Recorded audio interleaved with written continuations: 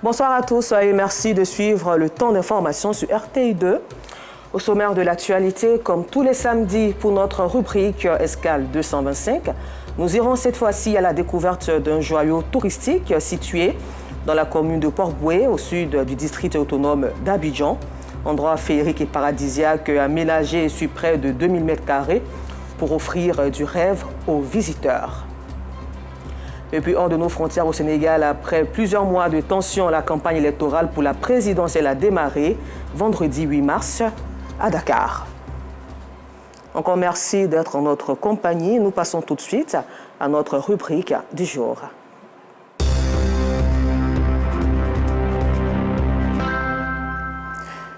Nous vous le disions en titre, parmi les trésors touristiques que regorge la Côte d'Ivoire, il y a un petit paradis situé dans la commune de Port-Bouët, au sud d'Abidjan. C'est près de 2000 m² aménagés pour offrir un luxe paradisiaque aux visiteurs de ce site. L'atout de séduction majeur de ce lieu, la lagune, est brillée. Et sur cette vaste étendue d'eau, les touristes peuvent s'adonner à plusieurs activités ludiques telles que les balades lagunaires que nous découvrons avec Abdoulaziz Guira, Clément Boko, Enza Traoré, Seydou et Sidiki Ouattara.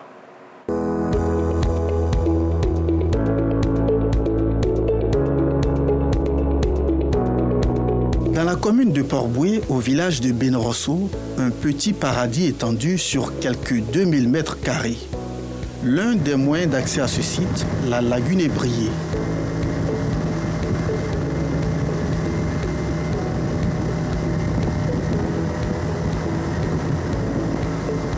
Sur le ponton qui accueille les visiteurs à leur arrivée, on peut apercevoir un espace de réception. Les meubles ont été réalisés avec des matériaux qui tirent leur source des forêts du continent.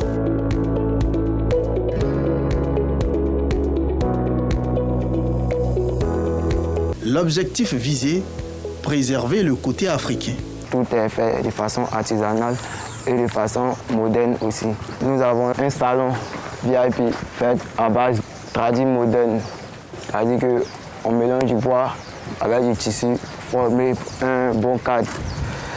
Et il y a aussi ce bois-là, fait en bambou, de façon traditionnelle pour refléter notre culture africaine. La toiture faite en paille, tout ça pour nous montrer que nous sommes purement du côté de la culture. Dans nos temps passés, on préférait plus les pailles, qui recueillent moins la chaleur avec le vent de la lagune pour essayer d'attirer encore plus de vent.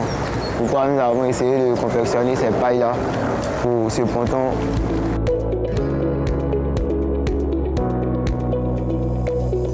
Du ponton, les visiteurs peuvent accéder à la piscine en forme d'arachide.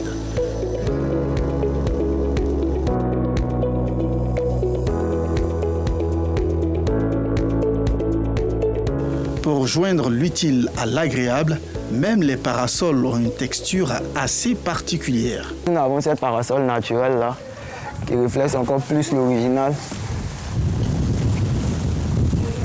L'originalité de chez nous, tout fait à base de sachets plastiques.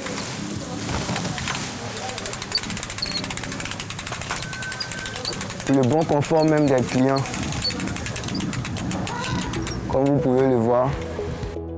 Derrière la piscine, un espace vert avec des balançoires dédiés aux tout-petits. Nous avons cet espace-là où les enfants peuvent jouer, se divertir.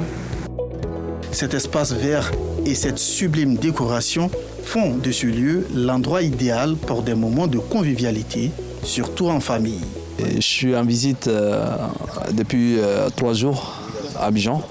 Oui, c'est un endroit magnifique et agréable. Aujourd'hui, je me sens vraiment très heureux, très content. Je suis venu avec beaucoup de fatigue et là, je suis en train de vraiment lâcher toute la fatigue et tout. Vraiment, l'endroit est impeccable. C'est bon, c'est familier. Tout le monde peut retrouver sa place. Il y a du vent, il y a de l'air. Tout est fait pour vraiment se reposer, prendre du plaisir. Et le service, il est vraiment au top.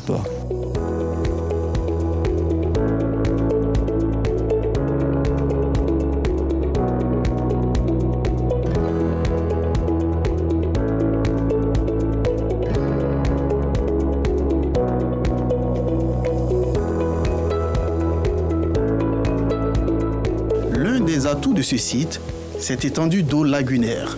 Sur cette eau, les visiteurs peuvent s'offrir des balades en canoë ou encore en jet ski. Tout y est pour passer du bon temps. Il y a tellement d'activités qu'ils proposent. Il y a le jet ski, il y a le pédalo, il y a le kayak, ils ont une piscine, ils ont un jacuzzi. Il y a beaucoup d'activités à faire. On vient de faire du jet ski. Je me sens l'adrénaline, ça va vite. J'aime beaucoup.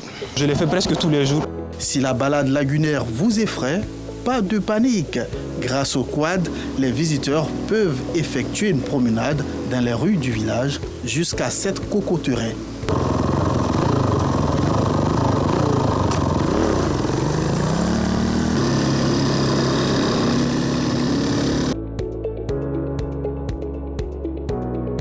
Ce décor sublime conquiert le cœur des touristes. Je trouve le cadre bon, relax, pour s'amuser, pour déstresser. Ça a été, on a profité de la distance, tout ça. Si pour faire le quad, c'est juste mode balade. On arrive dans cet espace-là, c'est ici on s'arrête pour faire les vidéos, les photos. Maintenant quand on finit, on se balade. En tout cas, il y a pas mal de l'espace ici libre où il n'y a pas beaucoup de voitures, il n'y a pas beaucoup de gens qui se promènent. Quoi, tu vois. Donc là, pour ceux qui n'ont pas la maîtrise, quoi, pour ne pas cogner quelque chose ou ne pas cogner quelqu'un.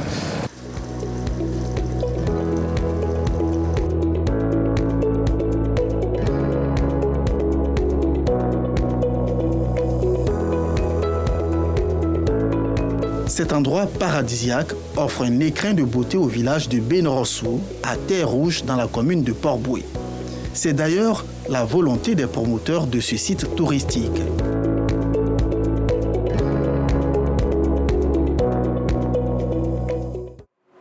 L'actualité en cette semaine, c'est aussi les femmes à l'honneur. À l'instar de nombreuses localités du pays, les enseignantes de l'IEP de Mayo n'ont pas sacrifié à la tradition pour commémorer la célébration de la Journée internationale pour le respect des droits des femmes, qui a été aussi célébrée à Daloa en présence de Maïssa Kogey et Jean-Sylvain Ressot dans la région du Haut-Sassandra.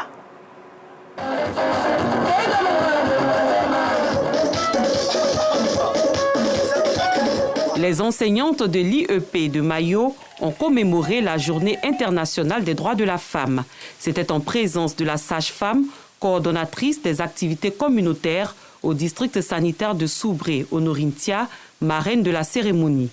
Répondant à l'appel d'Angezon Raphaël, présidente du bureau des institutrices, c'est dans la communion que les enseignantes se sont retrouvées à Bakayoko, village de la commune de Mayo, pour la célébration de la Journée internationale des droits de la femme, présidée par l'inspecteur de la dite localité.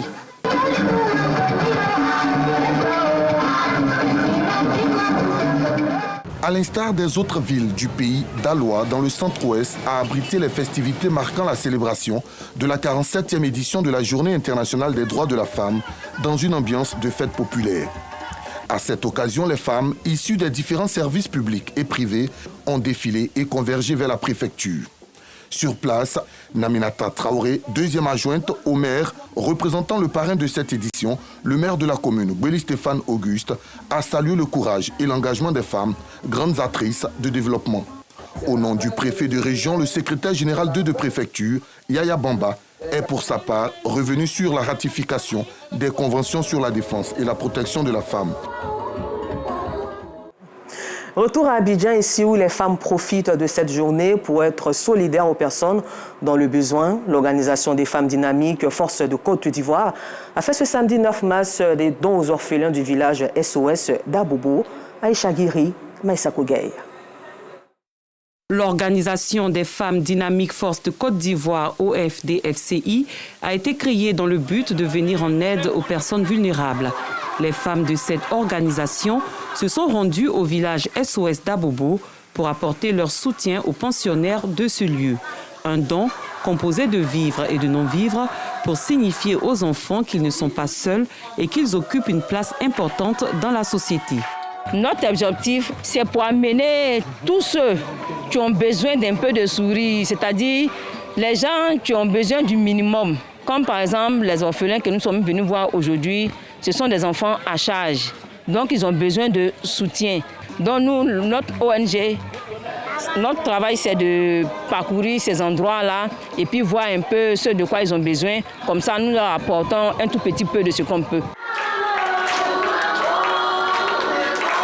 C'est avec joie et gratitude que les mamans du village SOS d'Abobo ont reçu ces dons.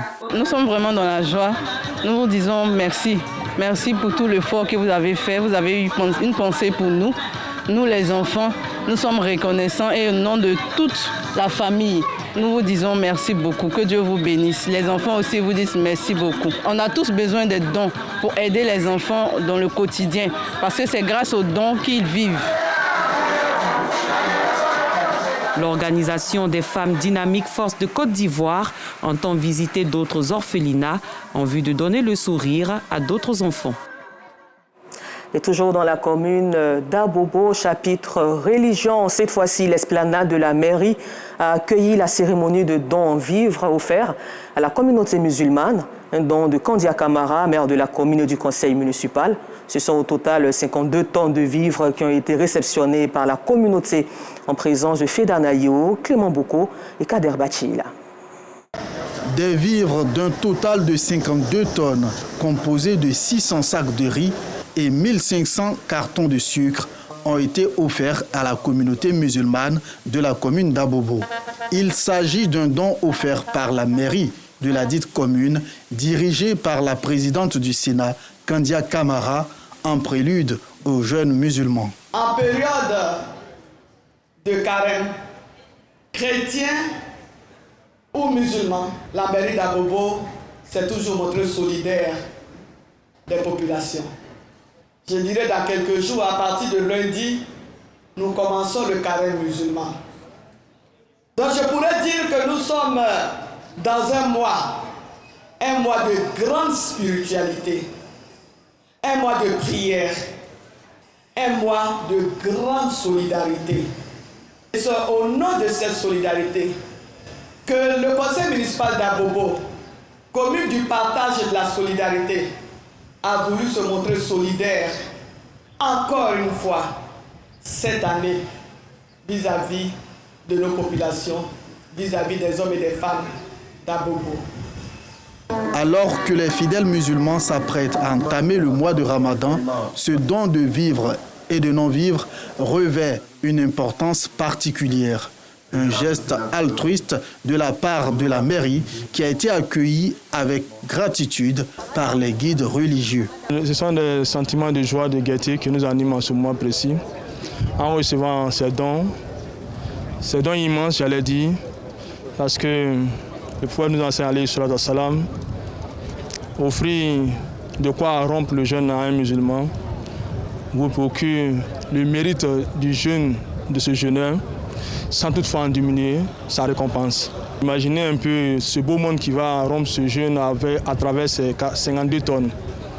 Tout cela donc a un mérite inestimable, un sentiment de reconnaissance que nous exprimons en ce moment. Voilà, nous exprimons toutes nos gratitudes. Dans le même élan, la jeunesse d'Abobo a également exprimé sa gratitude envers les donateurs. Et nous sommes aujourd'hui très heureux de recevoir ces dons de la part de la première magistrate de la commune d'Abobo, notre maire Kandia Kamara. Il faut dire que ces dons-là vont servir à aider beaucoup la population d'Abobo et surtout la jeunesse. Et recevoir des dons, c'est en tout cas quelque chose qui nous va droit au cœur. Ce geste de générosité et de solidarité est une action sociale de la municipalité qui témoigne ainsi son engagement à être aux côtés des populations en tout temps et en tout lieu. Les fidèles musulmans entament bientôt le mois de Ramadan, une période de jeûne qui dure 30 jours. Et dans cette même atmosphère, du côté de Biakouma, à l'ouest de la Côte d'Ivoire, les guides religieux de la communauté musulmane ont reçu aussi un important don en vivres que Gervais Kouassi du bureau régional de RTI Mans nous cite dans ce reportage commenté par Pragasoro Kone de Matangui. Les 266 imams du département de Biakouma à l'ouest de la Côte d'Ivoire repartis dans 133 mosquées voulaient ici s'acquitter d'un devoir spirituel. Son Excellence El Hadj Alassane Ouattara, au nom des imams, grand merci. Un merci infini. Allah nous dit dans le noble Coran, si vous me remerciez, je vous augmenterai. Si vous n'êtes pas reconnaissant, ma punition est dure. Sourate 14, verset 7. Ces hommes de Dieu, à travers louanges, invocations, prières et bénédictions, ont demandé au Tout-Puissant d'accorder une excellente santé au président de la République, Alassane Ouattara, afin de lui permettre de poursuivre ses nombreuses actions sociales et de développement.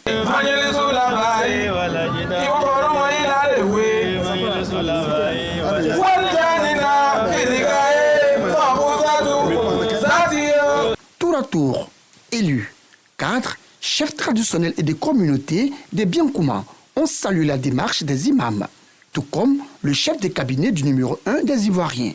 L'émissaire du président de la République n'est pas venu les mains vides. Il a convoyé de la part de son mandant plus de 5 tonnes de denrées alimentaires composées de riz, de sucre et de pâtes alimentaires, une cinquantaine de 5 courants et une enveloppe de 5 millions de francs CFA. Objectif, permettre à la communauté musulmane de biens communs d'aborder le mois de Ramadan, mois de piété et de partage, en toute quiétude. Allez dire partout que Alassane Ouattara est une chance pour nous. C'est pourquoi devant les plus hautes autorités spirituelles de notre beau département, en présence des plus hauts chefs traditionnels de notre département, en présence des autorités administratives de notre département, en la présence invisible de nos défunts, je lance un appel solennel à l'union sacrée des cadres du Tombi autour du président Alassane Ouattara. Le doyen des cadres de Biancouma n'est pas passé par 4 chemins pour témoigner la gratitude du département à l'illustre donateur. Enfants de ce terroir, qui pratiquons cette belle religion, religion de rectitude, religion de charité vis-à-vis des démunis, religion de la soumission sans faille au Créateur des mondes, nous sommes fiers de cette marque de solidarité du chef de l'État. Quant au grand imam de Biancouma, il n'a pas tari de bénédictions à l'endroit du président de la République et de tout son gouvernement. Allah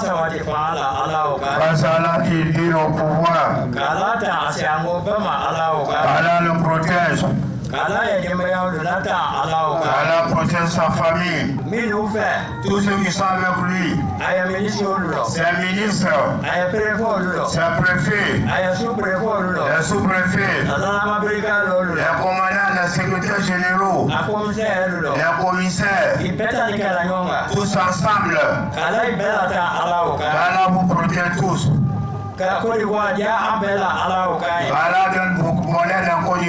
Le rêve des populations de Biancouma, sans exception, voir le président de la République, Alassane Ouattara, venir célébrer avec elle la fête de Ramadan au pied du Mont Bian.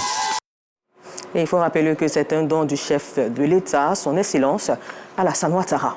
Hors de nos frontières au Sénégal, la campagne électorale en vue de la présidentielle du 24 mars s'est lancée depuis ce samedi 9 mars.